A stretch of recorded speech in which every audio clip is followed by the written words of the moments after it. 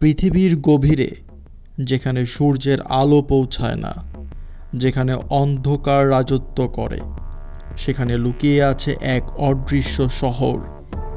এটি শুধু একটি আন্ডারগ্রাউন্ড সিটি নয়, এটি একটি রহস্যের গোলকধাঁধা, একটি সময় ক্যাপসুল যেখানে ইতিহাসের পাতায় লেখা হয়নি এমন গল্প লুকিয়ে আছে। এই শহরের নাম ডেরিংকুয়ু। ডেরিংকুয়ু তুরস্কের কাপাডোসিয়ার হৃদয়ে অবস্থিত। এই প্রাচীন নগরীটি খনন করা হয়েছিল আজ থেকে প্রায় 3000 বছর আগে। কিন্তু কারা তৈরি করেছিল এই নগরী? কেন তারা পৃথিবীর গভীরে লুকিয়ে থাকার প্রয়োজন বোধ করেছিল? প্রতিটি পাথর, প্রতিটি টানেল, প্রতিটি কক্ষ যেন ফিসফিস করে বলছে এক অজানা গল্প। এই শহরের গভীরে রয়েছে 18টি স্তর, যার মধ্যে কিছু স্তর এখনো অনাবিষ্কৃত, যেখানে রয়েছে আবাসিক কক্ষ, গির্জা, রান্নাঘর, ওয়াইন তৈরির কারখানা, এমনকি পশুদের জন্য স্থানও। কিন্তু সবচেয়ে রহস্যময় হলো এই শহরের বিশাল দরজা, পাথরের তৈরি বিশাল চাকতি, যা শুধু ভিতর থেকে বন্ধ করা যেত।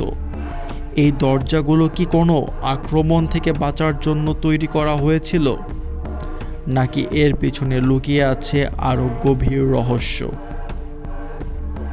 কিছু তত্ত্ব বলে ডেরিংকুয়ু তৈরি করেছিল প্রাচীন হিটাইট সভ্যতা। আবার কেউ কেউ মনে করে এটি খ্রিস্টানরা রোমান সাম্রাজ্যের নির্যাতন থেকে বাঁচার জন্য ব্যবহার করত। কিন্তু এর চেয়েও রহস্যময় হলো এই শহরের বায়ু চলাচল ব্যবস্থা। কিভাবে তারা এত গভীরে বাতাসের প্রবাহ নিশ্চিত করেছিল? এই প্রযুক্তি কি তাদের সময়ের তুলনায় অনেক বেশি উন্নত ছিল? ডেরিংকুয়ু পৃথিবীর গভীরে লুকিয়ে থাকা এক অন্ধকার রহস্য।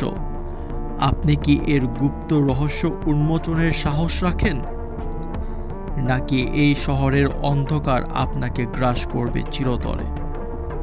ডেরিংকুয়ু শুধু একটি আন্ডারগ্রাউন্ড সিটি নয়, এটি আমাদের অতীতের দিকে ছুড়ে দেয় একটি প্রশ্ন। হয়তো কোনোদিন এখানে ঘুরে বেড়াতো মানুষ, যারা নিজেদের অস্তিত্ব রক্ষায় বাধ্য হয়েছিল এই অন্ধকারে থাকতে। কিন্তু তারা কি শুধু মানুষ ছিল, নাকি তাদের পেছনে লুকিয়ে আছে আরো অজানা কোনো শক্তি?